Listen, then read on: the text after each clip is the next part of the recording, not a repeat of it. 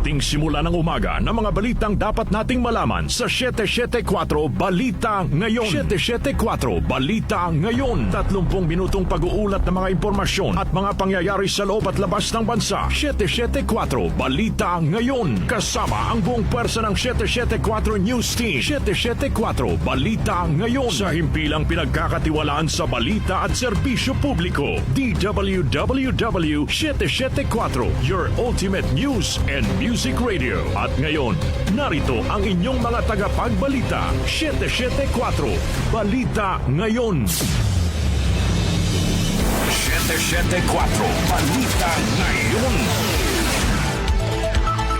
Magandang umaga, Luzon, Visayas at Mindanao. Ngayon po ay araw ng Miyerkules, August 13, 2025. Narito na ang 774 Balita Ngayon. 774 Balita Ngayon. At sa ating po mga headlines. Opisyal na kopya ng 2026 National Expenditure Program o NEP hawak na ni Pangulong Ferdinand Marcos Jr. Meralco magpapatupad ng taas singil sa kuryente ngayong buwan. Pangulong Ferdinand Marcos Jr. hindi umano tututulan ng isinusulong na charter change kung mabibigyang linaw nito ang loopholes sa ligang batas ayon po yan sa Malacanang. Senate President Francis Escudero inamin na campaign contributor ang isa sa mga kontraktor na nabigyan ng mayorya ng flood control projects. Pangulong Ferdinand Marcos Jr. tiwala pa rin kay DPWH Secretary Manuel Bonoan sa kabila ng mga issue sa flood control project. Mga abusadong pulis binalaan ni Pangulong Ferdinand Marcos Jr. Sa atin namang Metro News, 2 estudyante kritikal ang lagay makaraang mabagsakan ng debris mula sa isang condominium building sa Quezon City. Sa ating Science and Technology News, 6 sa 7 Philippine meteorites nasa National Museum na. Sa atin namang lifestyle news, arroz caldo, lugaw at champorado pasok sa 100 best porridges in the world. Sa ating music trivia, ngayong petsa, nagsimula ang 7 linggo sa #1 spot sa UK Albums Chart ng Revolver ng The Beatles. Ano-anong kanta ang parte nito? Alamin. Sa atin namang balitang kakaiba, pagdadala ng desktop computer at printer. Ipinagbabawal na sa isang coffee shop sa South Korea. Ang ating po oras, 6:42 ng umaga. Kami po ang inyong tagapagbalita, Darlene Olanyo. At ako naman si Albert Antimo. At narito naman ang detalye ng mga balita. 774 Balita Ngayon. Opisyal nang naipasa ng Department of Budget and Management sa Office of the President ang 6.7 trillion pesos na 2026 National Expenditure Program o NEP. Sinaksihan mismo ni Pangulong Ferdinand Marcos Jr. ang ceremonial turnover ng panukalang budget kahapon. Ayon sa Malacanang, ang bawat probisyon na inilinya sa 2026 NEP ay alinsunod sa Philippine Development Plan o PDP 2023-2028. Binigyang prioridad sa budget ang edukasyon, kalusugan, pinalawak na social protection programs, food security at iba pang mahalagang probisyon na magsusulong ng karapatan ng bawat Pilipino. Samantala, kaltas sa pondo ng PhilHealth at DepEd, hindi kamara ang may gawa. Narito po ang report ni Grace Mariano. Nilinaw ni House Deputy Speaker at Antipolo City Representative Ronaldo Puno na hindi ang kamara ang naglipat sa 74 billion pesos mula sa pondo ng PhilHealth at kumaltas ng 12 billion pesos sa pondo ng Department of Health sa ilalim ng 2025 national budget. Di ni Puno intact o buo ang budget para sa PhilHealth at DepEd nang kanilang ipasa sa Senado ang panukalang 2025 budget kung saan ang binawasan nila ay ang pondo ng Department of Public Works and Highways. Pero ayon kay Puno, pagdating sa Senado ay nabawasan ang pondo ng PhilHealth at DepEd at nadagdagan ang alokasyon para sa DPWH. Sabi ni Puno, dapat alamin kung paano nag-iba ang final text mula sa proposed national budget na inaprubahan ng Kamara, kung kailan ito ginalaw at sino ang may responsibilidad sa paglilipat ng pondo. Hindi nawala yung PhilHealth budget. Intact sa version ng House. Hindi nabawasan yung Department of Education budget. Intact. In fact, mataas. Ang nabawasan dito sa House, yung public works budget. Okay? Tignan niyo yan. Yan ang pinadala sa Senado. Ngayon, ang finally lumabas, natanggal yung public yung PhilHealth Trust Fund, nabawasan yung Department of Education, nadagdagan ang public works budget.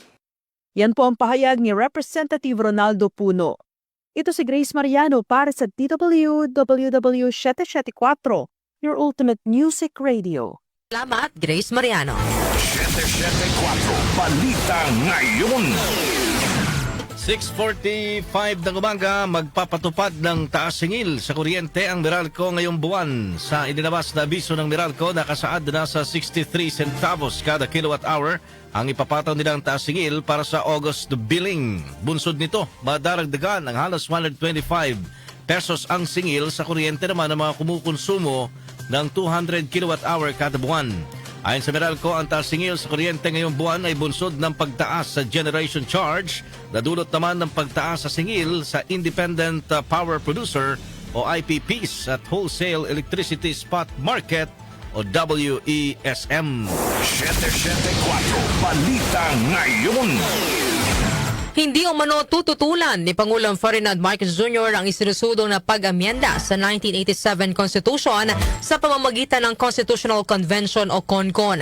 Ayon kay Palace Press Officer Undersecretary Claire Castro, kung ang layo naman ng pag-amyenda ay marisolba ang loophole sa saligang batas, ay tiyak na hindi ito tututulan ng Pangulo. Gayunman, sinabi rin ni Castro na sa ngayon ay hindi pa nakikita ng Pangulo kung anong pag-amyenda ang nais isulong sa konstitusyon, kaya hindi pa niya tiyak kung ano ang eksaktong reaksyon dito ng Pangulo. Sa mga ganyan ay malalaman din naman po natin kung ano po ang isinaad noon ng mga framers of the Constitution, noong 1987 Constitution. May mga pagkakataon lamang po siguro, kahit maliwanag ang ibang mga definition or mga terms, ay minsan napapalabo para merong mapaboran. At sa ngayon po ay hindi pa po masasabi ng Palasyo at ng Pangulo kung ano magiging reaksyon dahil hindi pa naman po nakikita ang detalye na gagawin patungkol po dito. So, kung ito naman po ay ikagaganda at ikaliliwanag para hindi na mabutasan ang anumang mga provision dito sa Constitution, hindi naman po ito tututulan ng Pangulo. Mababatid po na isinusulong ni House Deputy Speaker at National Unity Party Chairman Ronaldo Puno ang pag-amyenda sa 1987 Constitution sa pamamagitan ng CONCON para linawin ang ilang nakalilitong probisyon nito. Iginiti Puno na ang CONCON ay ang pinakamaingat, transparent at may participatory mechanism para maisagawa ang kailangang reforma at maitama ang mga malalabong probisyon sa saligang batas. Pangunahing tinukoy ni Puno ang salitang forthwith na nagresulta ng kontrobersiya sa dalawang kapulungan ng Kongreso. Samantala, naging tugon ng PCG sa nagbangga ang barko ng China sa West Philippine Sea, pinuri ng palasyo. Chanel Salazar sa detalye. Ikinatuwa ng palasyo ang pag-alok ng tulong ng Philippine Coast Guard sa mga tripulanteng sakay ng mga barko ng China Coast Guard at People's Liberation Army Navy na nagbanggaan habang nagtatangkang harangin ang misyon ng PCG vessel sa Baho de Masinloc. Ayon kay Palace Press Officer Claire Castro, salamin nito ng posisyon ni Pangulong Ferdinand Marcos Jr. na hindi magsisimula ng gulo ang Pilipinas at patuloy na idadaan sa mapayapang paraan ang pagresolba ng issue sa West Philippine Sea. Samantala, ipinauubayan na ng palasyo sa Department of Foreign Affairs ang pag-aksyon sa naturang insidente. Nirerespeto rin anya ng gobyerno ang pahayag ng Chinese Foreign Ministry kahit pagkabaliktaran nito sa tunay na nangyari sa karagatan. Binigyan din pa ni Castro ang pahayag ng Pangulo na hindi aalis ang PCG vessel sa West Philippine Sea at ipagpapatuloy lang ang pagprotekta sa soberanya at teritoryo ng bansa. Ako si Chanel Salazar ng DWWW 774, your ultimate music radio. Maraming salamat, Chanel Salazar. 774 Balita Ngayon. Inamin naman ni Senate President Francis Escudero na campaign contributor niya ang isa sa mga construction firm na pinangalanan ni Pangulong Ferdinand Marcos Jr. na nakakuha ng mayorya sa mga flood control projects sa pamahalaan. Ayon kay Escudero, kaibigan niya ang construction firm na Centerways Construction and Development Incorporated. Pero paglilinaw ni Escudero, hindi niya tinulungan ang kaibigan para makuha ang maraming flood control projects at wala pa siya sa Senado nang makuha ng kumpanya ang maraming proyekto para sa flood control. Tinawag ni Escudero na malisyoso ang pagdadawit sa kanya sa bilyon-bilyong pisong flood control projects at bahagian niya ito ng demolition job laban sa kanya para matanggal siya sa pwesto sa Senado bago maihain ang panibagong impeachment case laban kay Vice President Sara Duterte. Kinikilala ko, kaibigan ko, kababayan ko, tiga Sorsogon, contractor siya. Pero ang nakuha niya ay 5.4 billion di umano. Wala pang 1% ng kabuuang pondo na sinasabi ng Pangulo sa flood control. Ang tanong ko, bakit pinagtuunan ng pansin yon? Yung 1% pa talaga, hindi yung 99%? So klaro, malisyoso ang artikulo, tiniming ang paglabas at tiniming talaga para ika nga idikit ito bagaman walang sinabi ang artikulong ginawa kong mali o masama. Yung insinuation, yung innuendo, nandun pa rin. Kaya minabuti kong sagutin ngayong umaga. Kaya for the record, wala akong kinalaman sa pag-identify, paggawa ng program of work, pag-bid, pag-award, pagbahay, pagbayad, pag-inspeksyon ng anumang proyekto sa pamahalan, sa Sorsogon man o sa labas ng lalawigan ng Sorsogon. Yan po ang bahagi ng pahayag ni Senate President Francis Escudero. 774 Balita Ngayon. Samantala, patuloy pa ring pinagkakatiwalaan ni Pangulong Ferdinand Marcos Jr. sa Department of Public Works and Highways o DPWH Secretary Manuel Bonoan sa kabila ng mga reklamo sa pagbaha at issue sa mga flood control project. Ayon kay Palace Press Officer Claire Castro, kumpiyansa pa rin ang Pangulo sa kakayahan at pamumuno ni Bonoan sa kagawaran. Tiniyak naman ni Castro na papangalanan ng Pangulo ang mga kontraktor at opisyal na patutunayang nagpabaya at nanamantala sa pondo oras na matapos na ang investigasyon. Nilinaw rin ng palasyo na ang paglalabas ng listahan ay para magsilbing batayan ng publiko kung gaano karami ang flood control projects ng gobyerno at alin sa mga ito ang dapat sitahin o silipin. Sa kasalukuyan ay kinakalap na nila ang mga sumbong sa Pangulo Portal kasabay ng panawagan sa publiko na tiyaking may basihan ang mga reklamo. Samantala, DPWH pinatatanggalan na ng poder sa pagpapagawa ng mga classroom. Detalye po yung hatid ni Conde Batak. Conde. Pinaalis ni Senator Loren Legarda sa poder ng DPWH ang pagpapagawa ng mga silid-aralan. Sa ginanap na pagdinig ng Senate Committee on Basic Education, binigyang diin ni Legarda na masyadong mabagal ang pagpapatayo ng mga classroom kaya hindi nasusolusyonan ang matagal ng problema sa backlog sa bansa. Iginit ng senadora na isusulong niya na alisin sa probisyon ng General Appropriations Act kung saan DPWH ang solong pinapayagan na magtayo ng mga silid-aralan. Naniniwala si Legarda na kung bubuksan sa lokal na pamahalaan at sa mga pribadong sektor ang pagpapatayo ng mga classrooms ay mas mapapabilis ang konstruksyon. Pinuna rin ng mababatas na mas mura ang mga silid-aralan na gawa ng mga LGUs at private sector kumpara sa gawa ng DPWH. We can actually do the PPP which is allowed. Bakit ba natin pinipilit na DPWH lang? And I would move for the deletion of that provision in case it is still in the GAA, that it is exclusively the DPWH that is the sole implementer of the government of the school building program. If we see that it's not fixed, we have to fix it. That special provision is part of the GAA. The GAA is the biggest law that we're doing. So let's delete that and allow the private sector. Yan ang pahayag ni Senator Loren Legarda. Conde Batak ng DWWW 774, Your Ultimate Music Radio. Maraming salamat, Conde Batak. 774 Balita Ngayon.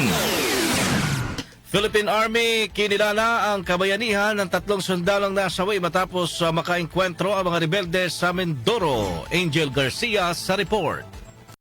Binigyang pagkilala ng Philippine Army ang kabayanihan ng 3 sundalo na nag-alay ng buhay sa pakikipaglaban upang protektahan ang mamamayan ng Oriental Mindoro laban sa natitirang miyembro ng Communist Terrorist Group. Ayon kay Philippine Army spokesperson Colonel Louis de Maala, ang kanilang tapang ay patunay ng walang humpay na pagtupad sa tungkulin para ipagtanggol ang sambay ng Pilipino laban sa anumang anyo ng terorismo at karahasan. Kasabay niyan kinilala rin ang katapangan ng mga sugatang sundalo na nasaktan sa nasabing engkwentro. Kasunod dyan tiniyak ng pamunuan ng hukbong katihan na magbibigay sila ng kinakailangang suporta sa mga sugatan at sa mga naiwang pamilya ng mga nasabing sundalo. Idinagdag pa ni De Maala, magsisilbing inspirasyon ang sakripisyo ng mga sundalo pang lalo pang palakasin ang laban para tuluyang wakasan ang terorismo. Angel Garcia ng GWWW 774, your ultimate music radio. Thank you, Angel Garcia. 774 Balita Ngayon. Sa pagpapatuloy ng ating balitaan, iginiit ni Pangulong Ferdinand Marcos Jr. na walang puwang sa hanay ng Philippine National Police o PNP ang mga tiwali at abusadong pulis na sumisira sa tiwala ng publiko. Inihag ito ng Pangulo sa pagdiriwang ng 124th Police Service Anniversary sa Campo Crame kahapon. Ayon sa Pangulo, walang saysay ang modernong kagamitan at teknolohiya kung may ilang miyembro pa rin ng kapulisan ang lumilihis sa kanilang tungkulin. Pananagutin niya ng pamahalaan ang mapapatunayang sangkot sa katiwalian at hindi kukonsintihin ang anumang maling gawain. Ahanin pa ang pinakamodernong kagamitan kung may ilang pulis pa rin ang umaabuso sa kapangyarihan. We will continue to investigate and hold these people accountable within the bounds of the law. We do not condone wrongdoing among those who are sworn to uphold the law and to protect the citizens of our republic. Inuulit ko, walang lugar ang katiwalian sa ating kapulisan. Tiyak naman ng Pangulo ang pagpapatuloy ng modernisasyon ng PNP, kabilang ang paggamit ng drones at iba pang advanced technologies para sa mas epektibong operasyon. Sa pagpapatuloy ng ating mga balita, pagtataas ng pasahe naman sa mga jeepney, pinag-aaralan na ng LTFRB. Narito naman ang report ni Gina Mape. Pinag-aaralan na ng Land Transportation, Franchising and Regulatory Board ang mga petisyon na inihain ng major transport groups para sa provisional fare increase sa jeepney. Kabilang sa mga petisyong ito ay ang inihain noong August 11 ng Pasang Mazda Alto Dapat Acto para sa pisong provisional fare increase at iba pang fare adjustments para sa traditional at modernong PUJs. Nais ng mga petitioner na ideklara ng LTFRB na permanente ang pisong provisional fare hike noong October 2023 at dagdagan ng 2 pisong provisional increase o kabuuan 15 pesos na base fare para sa traditional PUJs at mula 14 pesos naman ay magiging 19 pesos ang pasahe sa modernong jeepney. Ayon kay LTFRB Chairperson Atty. Teofilo Guadis III, naingat na pinag-aaralan ng board ang kahilingan at isa sa alang-alang ang kabutihan ng mga commuter at operator. Magsasagwa rin anya ng public consultation sa nasabing usapin. Ako si Gina Mape ng DWWW 774, your ultimate music radio. Maraming salamat, Gina Mape. 774 Balita Ngayon. Ang ating po oras, 6:57 na umaga. Kami pa rin po ang inyong tagapagbalita, Darlene Olanyo. At ako naman si Albert Antibo. 774 Balita Ngayon. Metro News. Metro News. Sa atin namang Metro News, isinugod sa ospital ang 3 estudyante na nabagsakan ng debris mula sa isang condominium building sa Tomas Morato sa Quezon City. 2 sa mga estudyante ang kritikal ang kondisyon, makaraang mapuruhan sa ulo ng bumagsak na tipak ng simento, habang sugatan naman ang isa. Ayon sa mga nakasaksi, nag-aabang lamang ang mga estudyante ng masasakyan pauwi nang mabagsakan ng debris mula sa gusali. Sa inisyal na investigasyon ng Quezon City Police District o QCPD, lumabas na nagmula sa ika-4 na palapag ng gusali ang nahulog na tipak ng semento. Foreign exchange rates. Foreign exchange rates. Narito naman ang update sa ating foreign exchange rates. Ang palitan ng piso kontra dolyar ay nasa 57 pesos, nasa 62 or 66 pesos and 22 centavos naman ang palitan ng piso kontra euro, habang ang British pound ay nasa 76 pesos and 69 centavos. Ang palitan naman ng piso kontra Saudi Riyal ay nasa 15 pesos and 19 centavos, habang ang Japanese yen ay nasa 38 centavos.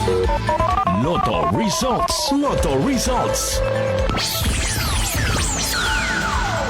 Update naman tayo sa resulta ng Lotto. Ihatid po sa atin ni Jonah Bakiran. Jonah!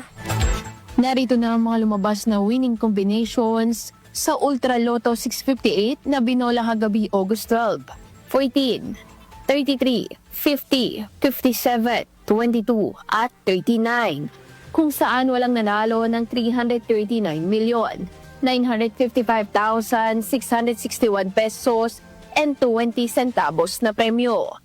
Ang bola naman sa Super Lotto 649 ay ang 35, 44, 21, 16, 27 at 34. Kung saan walang nanalo ng 74,485,701 pesos and 60 centavos na jackpot prize. Habang ang mga numero namang lumabas sa Lotto 642 ay ang 13, 30, 11, 36, 27 at 42. Kung saan wala ring nakapag-uwi ng 27,137,946 pesos na premyo. Ako po si Jonah Bakira na nagsasabing, huwag lang umasa sa bola, tumaya sa buhay para maka-jackpot ka ng tagumpay. Maraming salamat, Jonah Bakiran. Science and technology. Science and technology. Sa ating Science and Technology News, 6 sa 7 Philippine meteorites nasa National Museum na. Detalye, hatid sa atin Rose May Miranda. RM. Masisilayan na rin ng publiko sa National Museum of the Philippines ang 6 sa 7 meteorite ng Pilipinas matapos na opisyal ng madagdag noong nakaraang Martes ang Pampanga, Paitan at Pongo meteorite sa National Reference Collections kasabay ng pagdiriwang ng Philippine Space Week. Nanggaling ang mga espécimen ng Pampanga at Paitan meteorite sa Bayanihan Meteorite Recovery Team habang nagmula naman ang Pongo meteorite fragment sa isang personal collection. Makakasama na nila ang Pantar, Bondok at Orconoma meteorites na kasalukuyan nakadisplay sa museo. Ang Pampanga meteorite ay pinaniniwala ang pinakamatandang naidokumentong meteorite sa Pilipinas matapos itong bumagsak sa likod ng Santa Monica Church sa Mexico, Pampanga noong 1859. Nadiskubre naman ang Paitan meteorite sa Ilocos Sur noong 1910 na pinaniniwala ang bahagi ng Halley's Comet kung saan iniugnay pa ng founder nito na senyales ito ng katapusan ng mundo.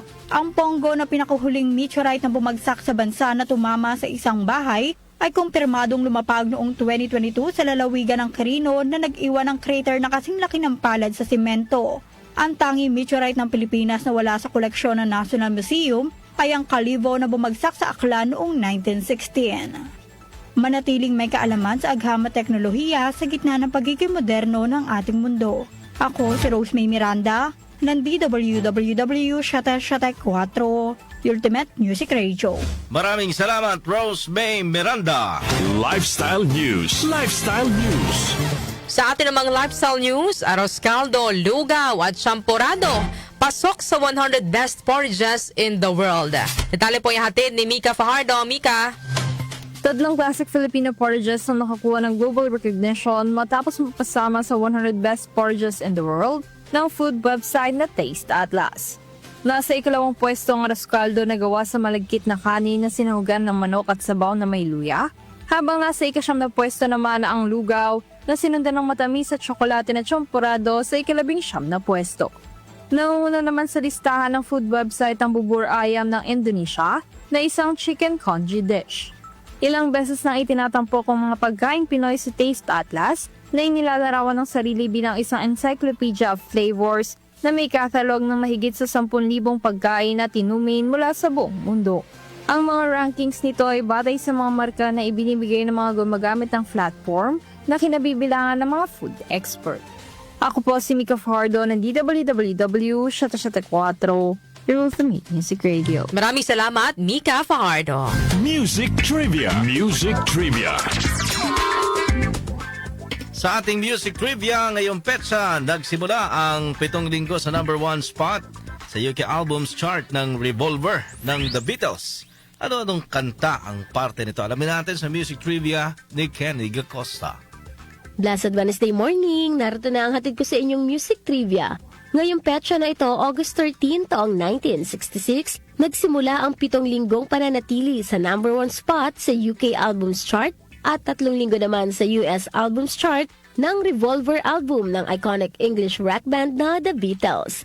Ang album ay ang ika-7th 7th studio album ng grupo na nirecord sa pagitan ng April 6 hanggang June 21, 1966 na nirelease naman noong August 5, 1966 sa ilalim ng Parlophone at Capitol Records. Sa UK, ang album ay mayroong 14 na track, habang sa US naman, 11 na lamang ang mga kantang nakapaloob dito. Bahagi ng Revolver album ang mga awiting Eleanor Rigby, Here, There, and Everywhere, Tomorrow Never Comes at ang Yellow Submarine. At yan, hatid ko sa inyong music trivia. Ako po si Kenny Acosta ng DWWW 774, your ultimate music radio. Maraming salamat, Kenny Acosta. Balitang kakaiba. Oy! Ayan na. Ito na siya. Oo, curious ako dito sa balitang kakaiba ni Doc Justin. May mga nagdadala pala ng desktop computer, tsaka printer sa coffee shop. Baka susunod na dito sa Pilipinas niyan, ha? So ayan, alamin natin ang detalye ng balitang kakaiba. Pagdadala ng desktop computer at printer, ipinagbabawal na sa isang coffee shop sa South Korea. Nakaw! Detalye ng balitang kakaiba, alamin natin kay Doc Justin. Magandang umaga, Doc Justin. Mukhang hindi lang sa South Korea yung ganito mga ganap eh. Oo nga At dito sa Pilipinas mukhang unti-unti na nagkakaganito. Pero alamin natin, ano ba yan? Anong detalye? Coffee shop ba yan? Yes. Sige. Unang-una, good morning sa'yo, darling. Good morning, Doc sa'yo, Justin. Doc Justin. Albert, good morning kay JJ Biag. Good morning kay LG Calma, yung aking mga followers dyan. Mga fans mo. Hindi sila umaalis sa live ko kasi dalawa lang silang nanonood. Pag umalis sila, Wala na. Engineer Patrick Mendoza. Mula nang tumama ang COVID-19 pandemic, ay dumami na ang mga taong mayroong remote work, no? Ito yung tinatawag mga work from home, Darlene at Albert. Pwede nilang gawin kahit saan, no? Nang hindi sila nagtutungo sa opisina. Bunsod nito, dumarami rin ang nahuhumaling tumambay sa mga coffee shop, bitbit ang kanilang mga gadgets at doon gagawin ang kanilang mga trabaho. Pero bad news para sa mga remote workers sa South Korea dahil naglabas na ng bagong polisiya ang Starbucks Korea kung saan ipinagbabawal na nila ang pagdadala ng mga desktop computer at printer sa loob ng kanilang cafe. Nahiya pa silang maglagay ng opisina doon. Ayon sa Starbucks Korea, binuo nila ang polisiyang ito makatanggap ng mga reklamo hinggil sa mga customer na halos sakupin na ang buong coffee shop dahil sa kanilang naglalakihang office equipment. Ilang litrato rin ang ibinahagi ng netizens sa social media kung saan makikita ang ilang customer na ginawa ng personal office nga ang coffee shop at nagdadala pa ng partitions upang maibukod ang kanilang sarili sa ibang customers. May ilang nagdala rin ng sarili nilang multi-outlet power strips sa coffee shop na. Ang problema kung sa kakompetensya pa. At madalas ay wala nang maupuan ng ibang customer dahil okupado na rin ng mga printer ang dapat sana'y bakanting upuan. Ayon sa Starbucks Korea, layo ng bagong polisiya na gawing komportable ang pananatili ng kanilang mga customer sa lahat ng kanilang stores. Nilinaw naman ng coffee chain na papayagan pa rin sa loob ng cafe ang pagdadala ng laptop. Basta hindi ito kumakain ng malaking space at hindi rin nakakaabala sa ibang customer. Hindi nakita doon sa picture, may mga nakita pa akong picture. Talagang mukha ng opisina, Doc Justin. Naglagay na ng mga partitions. Magdala doon ng higaan. Yung iba doon may mga parang design pa sa table, no? Wag naman. Oo, hindi nyo personal office yan. Although walang time limit ang mag-stay sa coffee shop, pero konting hiya naman kung isang baso lang naman ng kape ang in-order mo, tapos doon ka na hanggang magdamag 24 hours. Pero parang sa akin nakakaya pagtitinginan na siguro ako ng staff. Alam mo, minsan pag sobrang abusado, darling, yan ang mahirap eh. Kasi nakakala natin okay lang, ano. Pero karapatan naman ito ng coffee shop na magpatupad ng ganitong polisiya. Kaya ako naniniwala, no, pagka yung mga ganito, hindi mo dapat ikasama ng loob. Correct. Lalo yung ating mga kanyusik dito sa 774 na nanatiling solid sa atin. Oo, yeah. Maraming salamat sa inyo. mayroon akong nabalitaan yung iba nang inganyo pang maglipat ng estasyon. Pero dahil sa inyong pagiging solid, salamat. May isa pa dyan, ha? Hindi ko lang pangalanan, pero nabasa ko yung mensahe mo na ininganyo pa ibang tao mag-resign dito. Ha? Oh, ano ka, may-ari ka ng estasyon? Oo, pero ako talaga, Doc Justin. High blood ako, kailangan ko ng kape ng Relax, Doc Starbucks. Justin. Ha? Relax ka lang. Huwag ganon. Alam mo, basta alamin niyo muna ang buong kwento. Ako, Doc Justin, talaga nagpapasalamat. May mga nagme-message din talaga sa atin na, forever ka music, whatever happens talagang ganun dito sila talaga. sa ating istasyon. Kasi minsan naman naging bahagi ng buhay ninyo ang 774. Pero yung gano'n, nakakasama ng loob yung magtatawag ka pa ng ibang listeners lilipat ng Magre-recruit. Parang hindi naman naging bahagi ng buhay mo ang 774. Yan lang. Ako ay forever thankful ako doon sa Spread mga... love, mag-hate, wag yung ang tawag dito, ma-influensya ka ng iba. Parang magalit din, na hindi mo naman alam totoong istorya. Correct. Ay, inumin niyo ako ng kape. Starbucks. Gusto ko Starbucks. Oo, Sige. Doc Justin, maraming salamat sa iyong balitang kakaiba.